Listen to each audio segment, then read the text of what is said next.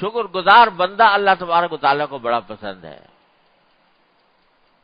اللہ تعالیٰ نے شکایت بھی کی ہے کہ وَقَلِيلٌ مِّنْ عِبَادِيَ الشَّكُورُ، میرے بندوں میں شکر گزار بہت کم ہے۔ ہر وقت میں نعمتیں نازل کرتا رہتا ہوں، نعمتوں میں ان کو ڈبوتا رہتا ہوں۔ اسبغ علیکم نعمہ ظاہرۃ و باطنہ، ظاہری نعمتیں، باطنی نعمتیں، ان سب سے سرفراز کر رکھا ہے میں نے ایک ایک بندے کو، مگر بندہ ہے کہ اس کے منہ پر شکر کے کلمے نہیں آتے۔ اگر ذرا سی تکلیف ہو جاتی ہے تو تکلیف کو لے بیٹھتا ہے، اس کو گاتا رہتا ہے کہ مجھے یہ تکلیف ہو گئی، وہ تکلیف ہو گئی۔ جو ہزارہا نعمتیں ہر وقت اس کی طرف متوجہ ہیں، جن میں وہ شرابور ہے، ان نعمتوں کی طرف دھیان نہیں کرتا، شکر گزار نہیں بنتا۔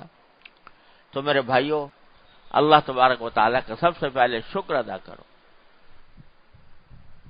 شکر ادا کریں۔ یا اللہ، آپ نے اپنے فضل و کرم سے یہ نعمت عطا فرما دی، ہم اس کے لائق نہیں تھے، رمضان عطا فرما دی۔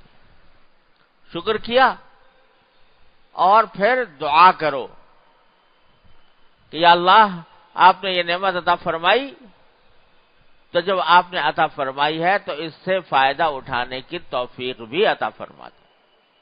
ایسا نہ ہو کہ رمضان آئے اور چلا جائے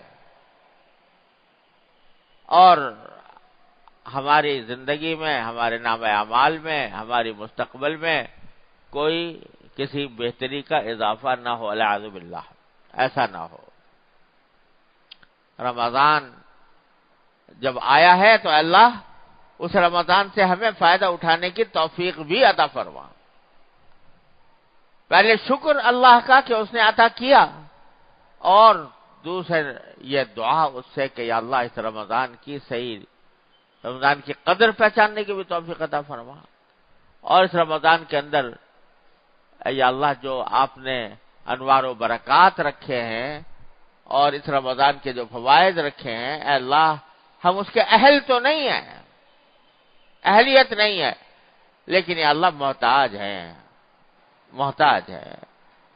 تو اس اہلیت کے باوجود، اہلیت نہ ہونے کے باوجود ہماری محتاجی پر نظر فرما کر اے اللہ ہمیں عطا فرما دی۔